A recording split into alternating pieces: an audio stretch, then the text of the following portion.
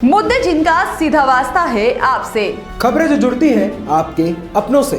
आपके क्षेत्र की हर छोटी बड़ी खबरें देखिए उत्तर प्रदेश न्यूज आपकी आवाज पहुंचाते हैं जिम्मेदारों तक। संभल पहुंचे बीजेपी के मंत्री ने किसान गाय को सर्वश्रेष्ठ बताया और सरकार की उपलब्धियां भी गिनाई।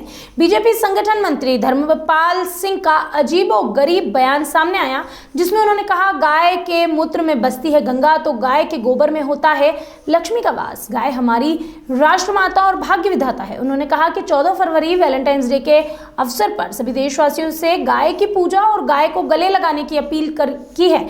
साथ ही धर्मपाल सिंह ने कहा कि बीजेपी ही किसान की बात करती है और मोदी ने मोटे अनाज की चर्चा की है। गाय राष्ट्र की माता है और सच कहा जाए तो गाय भाग्य विधाता है। जहाँ गाय पलती हैं वहाँ धन संपदा होती है। गाय के दूध में, गाय का दूध नहीं अमृत है। गाय का मूत्र गंगा मैया बसती है और गाय के गोबर में लक्ष्मी का वास है।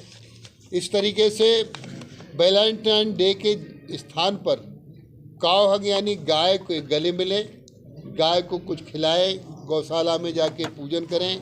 ये बहुत अच्छा ऑर्डर है, ये बहुत अच्छा है पशुओं के पशुपालन के संबंध में। सर, ये संस्था की तौर से जारी किया गया है, क्या सरकार भी इस तरह को करने जा रही है कार्यक्रम को?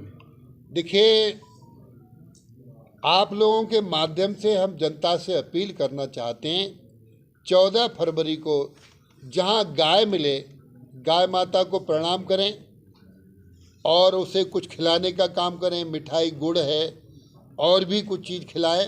ये बहुत अच्छा है, क्योंकि मैंने कहा गाय राष्ट्र की माता है, गाय हमारी भाग्य विधाता है। जहाँ गाय पलती है वहाँ स्वर्ग होता है। लेकिन सर, बड़ा सवाल ये है कि बड़ी किसान को कहना है कि सब किसान फसल नष्ट कर रहे हैं, बहुत बड़ी समस्या की तरफ देखा जा रहा है। इसको लेकर क्या प्रयास है, क्या है? देखिए, किसान की बात भारतीय जनता पार्टी की सरकार ही करती है, क्योंकि किसान सुखी तो सब सुखी, किसान दुखी तो सब दुखी। इस समय माननीय प्रधानमंत्री नरेंद्र मोदी जी ने मोटे अनाज पर चर्चा की है और मोटे अनाज का नाम श्री अनाज, श्री बाजरा, श्री मक्का, श्री ज्वार, इस तरीके से। और भी यदि किसान 1 हेक्टेयर बाजरा करेगा तो उसको 10,000 रुपये का अनुदान है, आज तक कभी दिया ही नहीं गया। और किसान को पेंशन देने का काम माननीय मोदी जी की सरकार में ही हुआ है, दुनिया के किसी देश में हुआ ही नहीं। मंत्री जी, कांग्रेस विपक्षी पार्टी आरोप लगा रही है कि मोदी जी जो है अडानी को बचा रहे हैं, क्या कहना चाहेंगे इस पर जो विपक्ष की तरफ से आरोप लग रहे हैं? देखिए, माननीय मोदी जी ने एक बात कही थी जब प्रधानमंत्री बने थे, कांग्रेस मुक्त भारत। कांग्रेस मुक्त भारत क्यों कहा? बहुत विचार करके कहा। जब देश आज़ाद हुआ, देश की आज़ादी की लड़ाई हिंदू, मुस्लिम, सिख, ईसाई सब ने लड़ी, तब हमारा देश आज़ाद हुआ। तब उस समय कांग्रेस पार्टी अंग्रेजों की बी पार्टी है।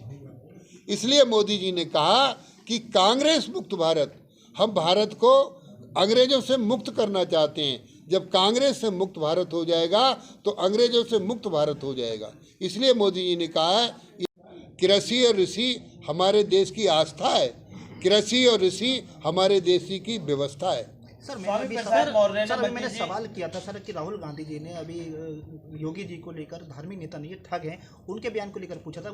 हमने इसी के लिए तो कहा था, राहुल गांधी के बयान पर ही कहा।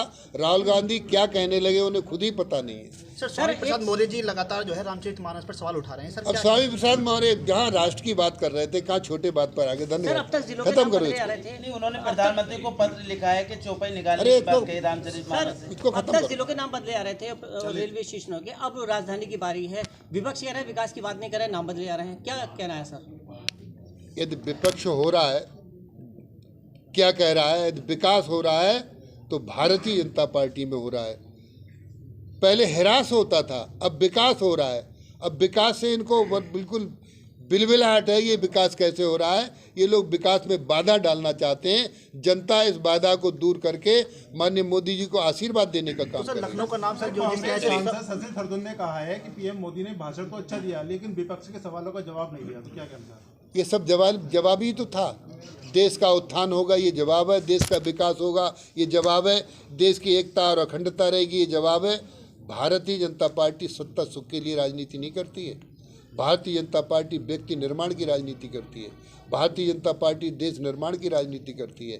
भारतीय जनता पार्टी राष्ट्र निर्माण की राजनीति करती है। इसलिए मोदी जी ने ऐसा कहा। सर, सपा सांसद डॉक्टर शफीकुर रहमान बर्क कह रहे हैं कि हम यूनिफॉर्म सिविल कोड लागू नहीं होने देंगे। देखिए, समान नागरिक संहिता इस देश के लिए सब समान कानून हो, इसमें तो किसी को आपत्ति नहीं होनी चाहिए।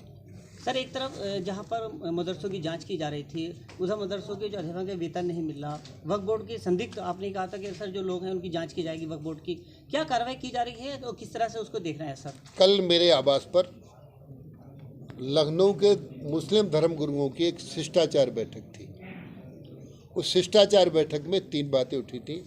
एक तो अब हम हज यात्रियों के लिए बड़ी सुविधा दे रहे हैं, जो पहले उनका खर्चा कम कर रहे हैं।